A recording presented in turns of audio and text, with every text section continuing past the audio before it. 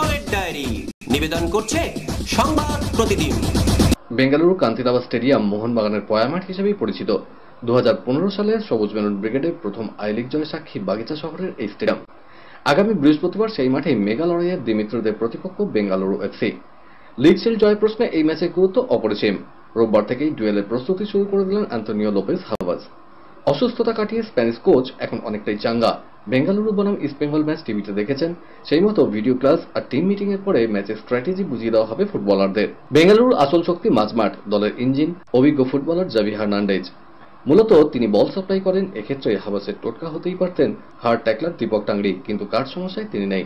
তাই অভিষেক সূর্যবংশী কিংবা অনুরুদ্ধ থাপার উপর অনেকটাই নির্ভর করতে হবে মোহনবাগানকে।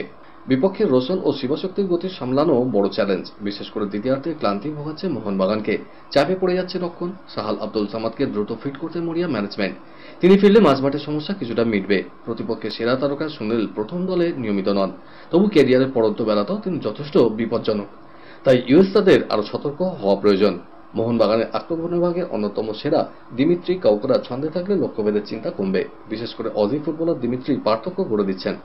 চলতি মৌসুমে এখনো পর্যন্ত 10টি গোল করেছেন। বড় মঞ্চে বাড়তি উদ্দীপ্ত থাকেন দিমিত্রি। একই সঙ্গে উইং থেকে লিস্টন ও মানবীরকে দিয়ে প্রেসিং করাতে চায় থিঙ্ক ট্যাঙ্ক। চাপের মুখে বারবার ভুল করে বেঙ্গালুরু, সেটা নজর এড়ায়নি হাভাসের। পরের ম্যাচে ডাগআউটে হাভাসকে পেতে পারে দল, এই নিয়ে আশাবাদী কর্তারা।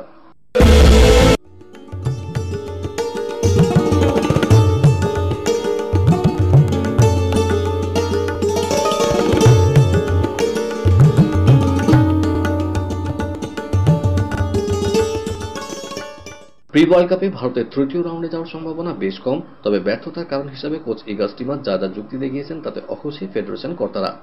একাংশ এখনই স্টিমাচকে ছাঁটাইয়ের জন্য জোর সওয়াল করেছিলেন, কিন্তু চুক্তির মেয়াদ শেষের আগে ছাঁটাই করলে বড় অঙ্কের আর্থিক ক্ষতিপূরণ দিতে হবে। তাই সেই ভাবনা আপাতত স্থগিত। তবে স্টিমাচ নিজে সরে গেলে সমস্যা মিটে যাবে। স্টিমাচের বিষয়ে সিদ্ধান্ত নিতে 5 সদস্যের কমিটি করেছে ফেডারেশন। 6 জুন সুনীল ছেত্রীদের সামনে কুয়েত, সেই ম্যাচ জিতলেও অঙ্ক বেশ কঠিন। তবে ততদিন পর্যন্ত স্টিমাচকে রাখার পক্ষে ফেডারেশন। স্টিমাচও ইতিমধ্যে ইঙ্গিত দিয়েছেন প্রি ওয়ার্ল্ড কাপের তৃতীয় রাউন্ডে ভারত যেতে না পারলে তিনি কোচের পদ ছাড়বেন, এমনকি তার আগেও দায়িত্ব ছাড়তে পারেন। ক্রিকেটের ডায়েরি। ওয়েস্ট ইন্ডিজ এবং আমেরিকায় অনুষ্ঠিত হবে টি-20 বিশ্বকাপের এবারকার আসর। টি-20 বিশ্বকাপের নবম আসরে 20টা দল অংশগ্রহণ করবে। মোট ম্যাচ হবে 55টা। 1 জুন থেকে 29 জুন পর্যন্ত চলবে এই আসর। ইতিমধ্যেই বিশ্বকাপে আসরকে সামনে রেখে দলগুলো নিজেদের পরিকল্পনা সাজাতে শুরু করেছে। নিউজিল্যান্ড সফর এবং আসন্ন বিশ্বকাপকে সামনে রেখে অধিনায়ক বাবর আজমের সঙ্গে আলোচনা করে প্রাথমিক দল চূড়ান্ত করেছে পাকিস্তানের নির্বাচক কমিটি।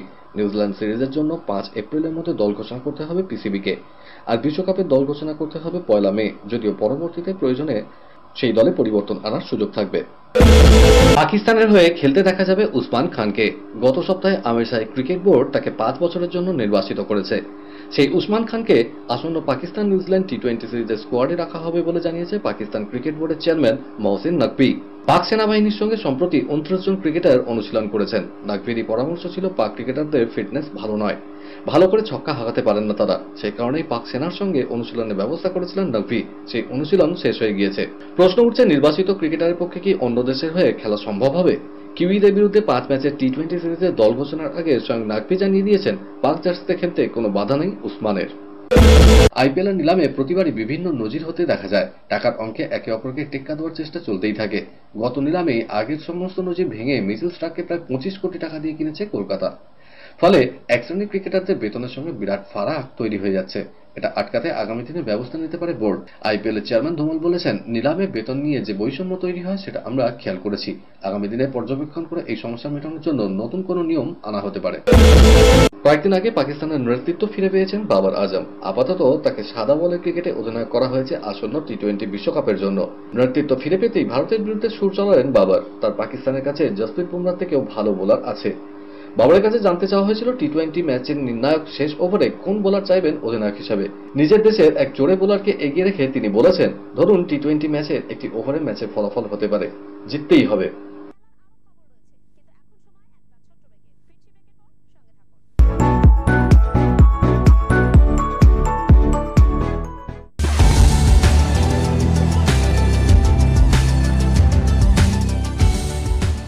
কেআরকে নিউজ মিডিয়া প্রযোজিত সাপ্তাহিক বিনোদনমূলক অনুষ্ঠান বিনোদন.com দেখুন প্রতি শনিবার ঠিক রাত 10টা 25 মিনিটে আপনাদের প্রিয় চ্যানেল ভিশনে।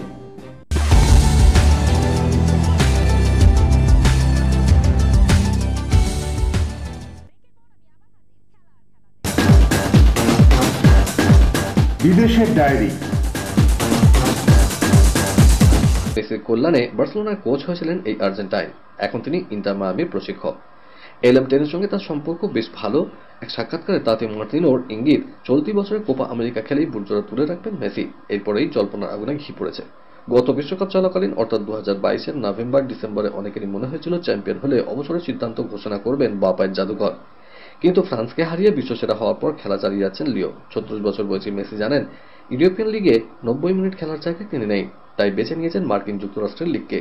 এখন তিনি অনেক মুক্ত মনে খেলছেন। বছরের পর বছর বার্সেলোনার হয়ে সমস্ত খেতাব জয়ের পর তাকে শুনতে হয়েছে দেশের জার্সিতে তিনি বেমানান। জাতীয় সঙ্গীতের সময় নাকি তার ঠোঁট নড়ে না। ফুটবল খেলোয়াড়দের বেতন ভাতার খবর বেশিরভাগ সময় গোপন থাকে না, কোনো না কোনোভাবে সামনে চলে আসে। তবে ম্যাচ পরিচালনা করেন যারা, সেই রেফারিদের বেতনের খবর আড়ালেই পড়ে থাকে। এবার বিভিন্ন পক্ষের সঙ্গে কথা বলে রেফারিদের ম্যাচ ফি বোনাসের খবরাখবর তুলে এনেছে দ্য অ্যাথলেটিক। ইউরোপীয় শীর্ষ 5 লিগের রেফারিদের সুযোগ সুবিধা বিশ্লেষণ করে বলছে, গড় সবচেয়ে বেশি বেতন পেয়ে থাকেন স্পেনের লা লিগা রেফারিরা, তবে বাৎসরিক সর্বোচ্চ পারিশ্রমিক পেয়ে থাকেন ইংলিশ প্রিমিয়ার লিগের রেফারিরা। লিগগুলোর সংশ্লিষ্টদের মাধ্যমে এ সমস্ত তথ্য যাচাই করা হয়েছে। 2024-25 মৌসুমে টিকিটের দাম 2% বাড়ানো ঘোষণা করে দিয়েছিল লিভারপুল। এই নিয়ে টানা 2 মৌসুমে 2% করে বাড়ল লিভারপুলের টিকিটের দাম। এর আগে অবশ্য 6 বছর ধরে একই দামে বিক্রি হয়েছিল লিভারপুলের টিকিট।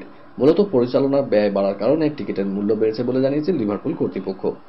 লিভারপুল কর্তৃপক্ষ জানিয়েছে, গত 6 বছর অ্যানফিল্ডের বার্ষিক পরিচালনায় ব্যয় বেড়েছে প্রায় 40%। এই পরিস্থিতিতে মূল্য বৃদ্ধির ফলে মরশুম টিকিটধারী প্রতি ম্যাচের খরচ বেড়েছে 1%-এর কম। জুনিয়রদের টিকিটের দাম আগের মতোই থাকবে। টুকরো খবর।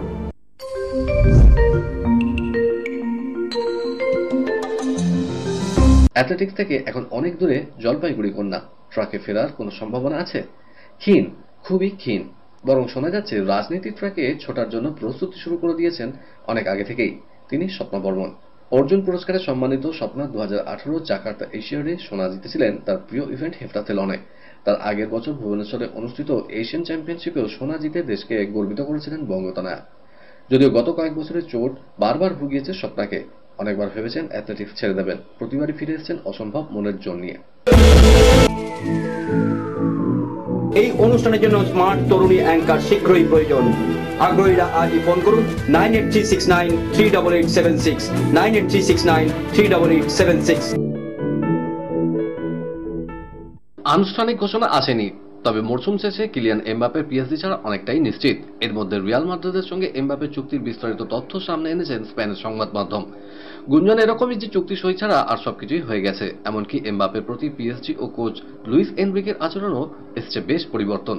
লিগিয়াতে টানা 4 ম্যাচে 90 মিনিট খেলার সুযোগ পাননি এই ফরাসি তারকা। ক্লাবের এমন আচরণে বিরক্ত এমবাপে কথা বলছেন কোচ এনরিকের সঙ্গেও। বলেছেন, ভবিষ্যতে চোখ রেখে এমবাপেকে ছাড়া খেলায় অভ্যস্ত হতে চায় তার দল। 2026 সালের বিশ্বকাপ পর্যন্ত জার্মানির জাতীয় ফুটবল দলের স্পোর্টিং ডিরেক্টর থাকবেন প্রাক্তন তারকা রুডি ফয়লার, জানিয়েছেন জার্মান ফুটবল সংস্থা। তবে জাতীয় দলের কোচ ইউলিয়ান নগলসম্যানের ভবিষ্যৎ নিয়ে এখনো ধোঁয়াশা রয়েছে।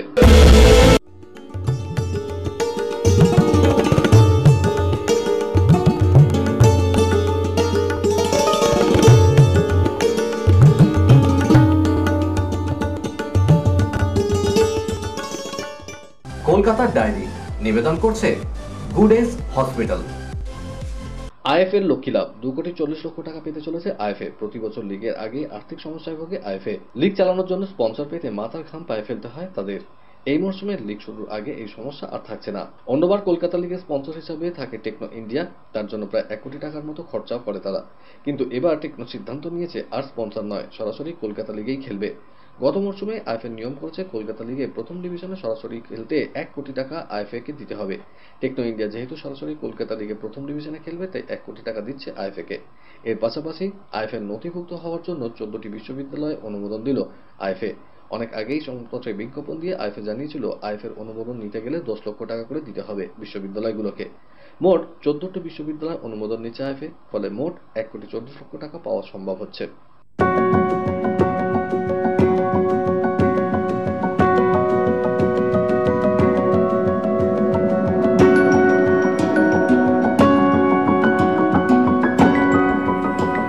কলকাতার ডায়েরি নিবেদন করলো গুডেস হসপিটাল।